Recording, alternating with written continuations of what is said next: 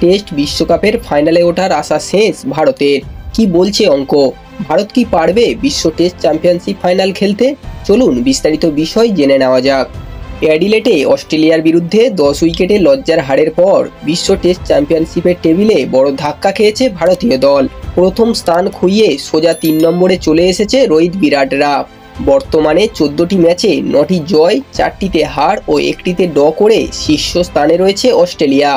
9টি ম্যাচে 5টিতে জয়, 3টিতে ড্র ও 1টিতে হার নিয়ে দ্বিতীয় স্থানে রয়েছে সাউথ আফ্রিকা।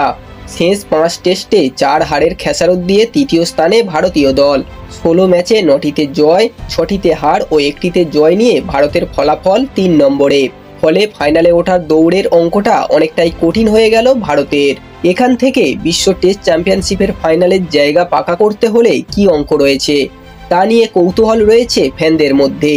ফাইনাল খেলার স্বপ্ন সফল করতে হলে ভারতের আর কোনো ম্যাচ হারলে চলবে না। ভারতের হাতে বাকি রয়েছে মাত্র 3টি ম্যাচ।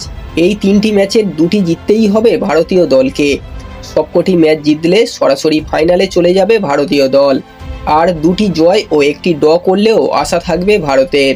3-2 ব্যবধানে সিরিজ জিতলেও ক্ষীণ আশা থাকবে ভারতের। তবে অঙ্কটা খুবই জটিল হয়ে দাঁড়াবে। সেক্ষেত্রে তাকিয়ে থাকতে হবে অস্ট্রেলিয়া ও দক্ষিণ আফ্রিকার পরবর্তী ম্যাচগুলির দিকে। সব মিলিয়ে বাকি 3টি ম্যাচ হতে চলেছে ভারতের পক্ষে কঠিনতর। বন্ধুরা, এই ছিল আজকের ভিডিওটি। ভারত কি পারবে বিশ্ব টেস্ট চ্যাম্পিয়নশিপ ফাইনাল খেলতে? অবশ্যই কমেন্ট করে জানাবেন। ভিডিওটি ভালো লাগলে একটা লাইক করে দেবেন এবং এই ধরনের ক্রিকেট নিউজ সবার আগে পাওয়ার জন্য চ্যানেলটিকে অবশ্যই সাবস্ক্রাইব করে দেবেন।